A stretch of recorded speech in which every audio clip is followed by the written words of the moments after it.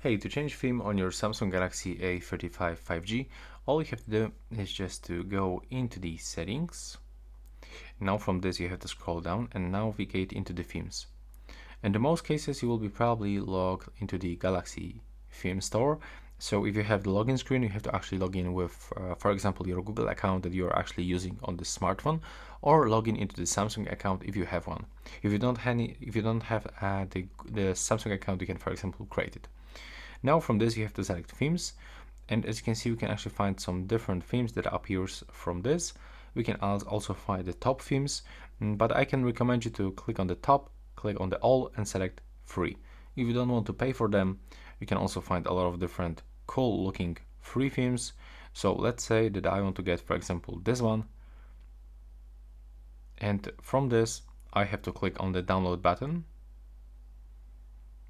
Now I just have to wait for this downloading process. As you can see, it goes pretty fast. And from this we can for sure just take a look how it looks. So if we like every option, and from this we can actually find the different sound, ringtone, and stuff like this. So we can even play it. And click apply to confirm. Now we have to wait for this applying process.